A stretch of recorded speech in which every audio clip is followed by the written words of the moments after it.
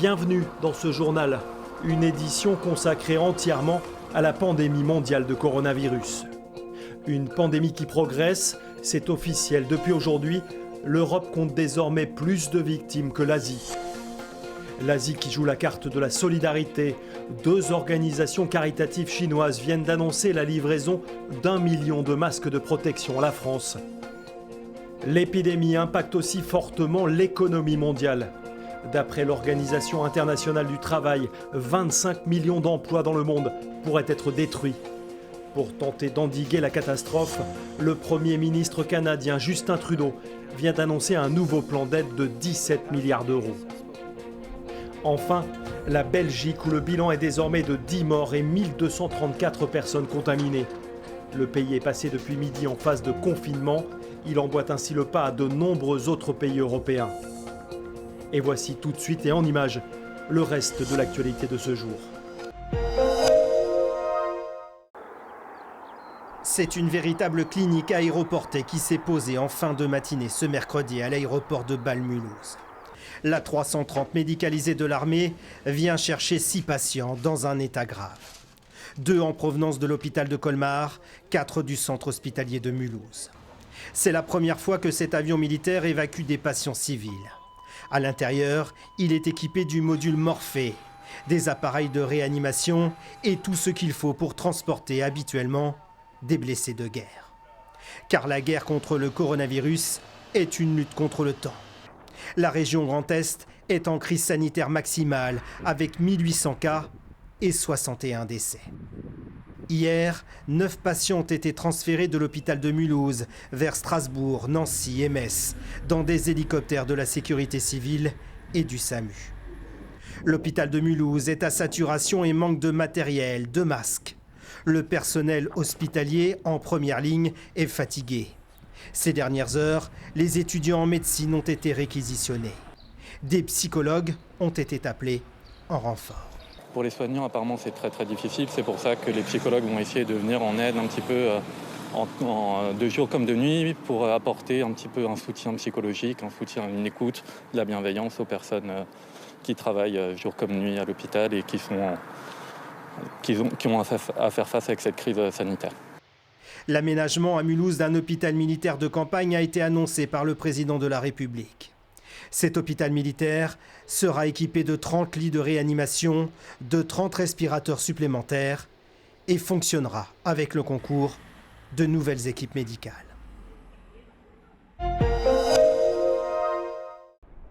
C'est une belle journée printanière à Saint-Lunaire. La plage est clairsemée, les promeneurs sont rares, certains s'autorisent un espace de liberté et d'oxygénation avant de retourner au confinement.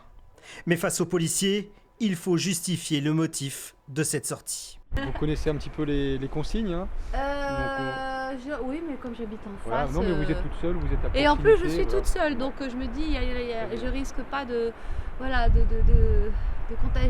contaminer quelqu'un. Cette femme habite la région parisienne et comme beaucoup, elle a transhumé au bord de la mer. Paris confiné, Paris libéré du congestionnement des voitures. La capitale est en apnée. Toute la France est à l'arrêt. Ici à Lille, les rues sont désertes et désertées. Comme partout ailleurs, seuls sont autorisés les déplacements essentiels pour aller au supermarché, à la pharmacie, à un rendez-vous médical ou encore au travail, s'il ne peut pas être effectué à domicile. La France est en hibernation alors que ses personnels hospitaliers sont en lutte contre l'épidémie de coronavirus. Dès hier soir, à l'appel des réseaux sociaux, des centaines de Français étaient postés aux fenêtres de leurs immeubles, de leurs maisons, pour saluer le courage et la volonté des soignants. On a besoin de chacun pour motiver les infirmiers et les infirmières. Un geste appelé à devenir quotidien, tous les soirs à 20h.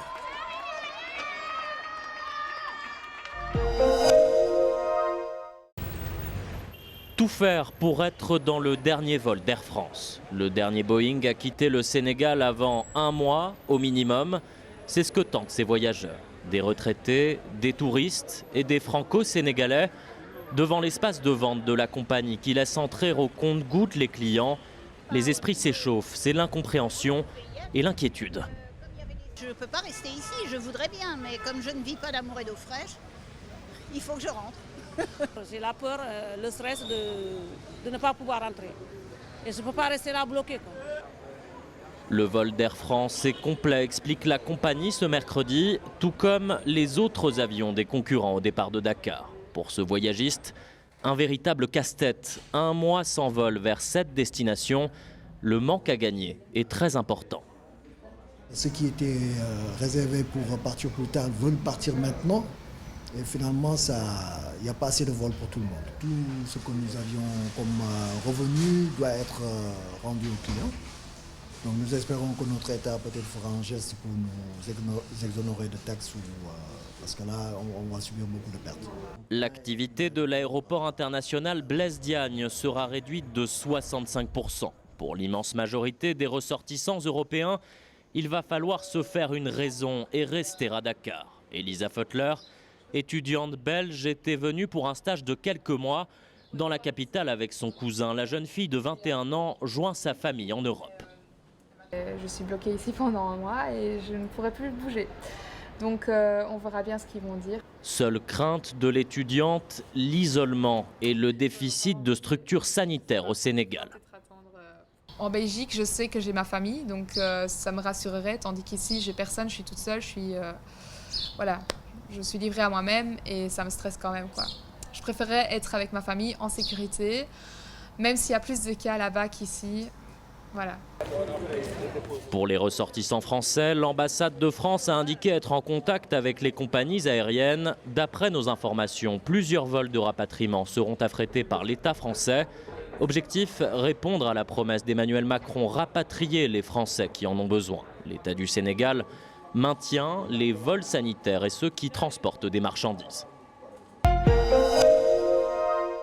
Ici à Alger, pas de confinement, même si les rues sont beaucoup moins fréquentées qu'avant. 72 cas de coronavirus confirmés dans tout le pays pour 6 morts, ce qui fait le taux de mortalité le plus important par rapport aux pays européens si on compare avec le nombre de cas détectés. S'ajoutent à cela les mesures annoncées hier par Abdelmajid Tebboune, fermeture des écoles et universités, fermeture de l'espace aérien et des frontières terrestres de l'Algérie, mais toujours pas de confinement et toujours le stade 2 de l'épidémie.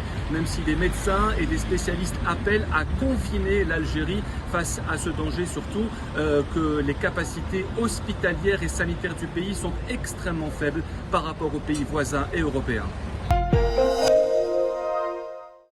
Une bonne nouvelle, le premier patient atteint par le coronavirus est guéri.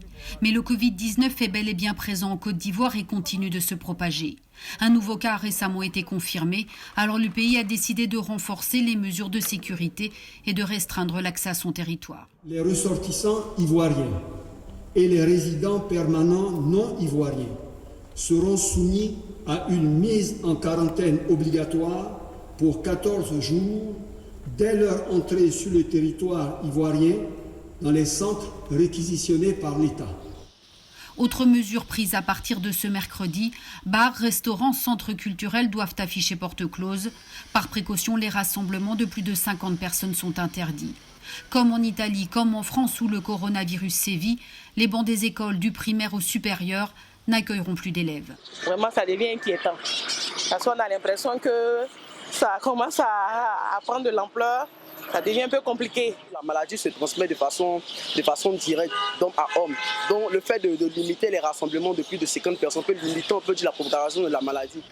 Des centres pour les mises en quarantaine des cas suspects devraient ouvrir. Des comités départementaux de lutte contre les épidémies seront réactivés. Le président Ouattara en appelle à la responsabilité de tous. Salut à tous, c'est Pomme, en direct du confinement. Moi je suis confinée depuis 4 jours maintenant, donc j'ai déjà lu des choses. Le premier livre, enfin c'est une BD du coup, que j'ai lu pour commencer ma quarantaine, c'est ce livre qui s'appelle « Et si l'amour s'était aimé » de Fab Caro. C'est une BD trop drôle, c'est une BD complètement absurde.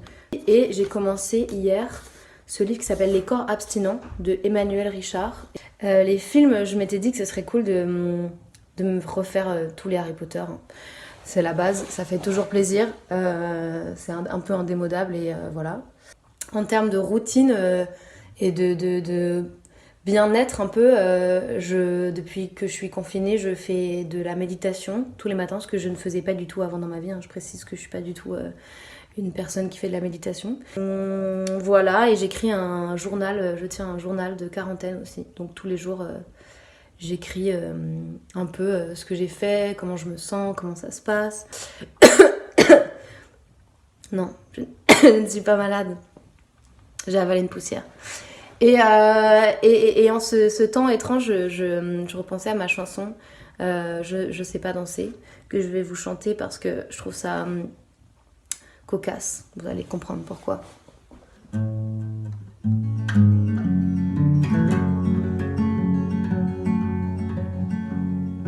Quand les lumières brûlent autour, que la nuit vienne s'en fout. Si tu voulais me voir, moi je préfère les noirs. Bon confinement à tous, restez chez vous surtout et stay safe et faites attention à vous. Salut! Je ne veux pas sortir, je ne veux pas me découvrir des failles, des femmes, des femmes, des failles. Bon confinement à tous, restez chez vous surtout et stay safe.